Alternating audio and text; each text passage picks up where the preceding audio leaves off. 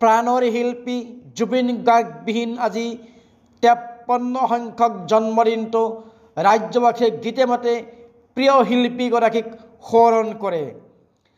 আহানা এবাৰ উভতি শীৰ্ষক এটি দৃশ্যশ্ৰব্য গীত গুৱাহাটী প্ৰেছ ক্লাবত আনুষ্ঠানিকভাৱে উন্মোচন কৰে অভিনেতা সিদ্ধাৰ্থ শৰ্মাই।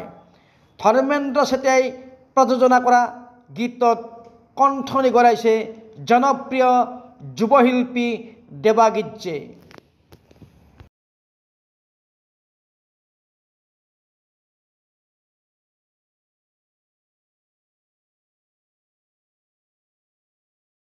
সংগীতে আচলতে ইতিহাস সৃষ্টি কৰিবলৈ দাদাই গৈ থৈ গৈছিল। দাদাই প্ৰায় 38,000 গীতেৰে আচলতে অসমখনৰ নাম গোটেই বিশ্ব দৰবাৰত প্ৰতিষ্ঠা কৰি থৈ গুচি গ'ল।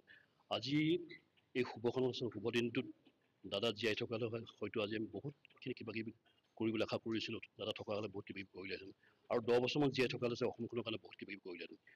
এটা সান্নিধ্য লাভ কৰিছিলোঁ 2 বছৰ 2খন চিনেমাত। আচলতে এখন কাচিয়লি বুলি চুটি ছবি আচলতে মোৰ প্ৰডাকশ্যনৰ যোগেদি খুব আচৰিত হৈছিলোঁ।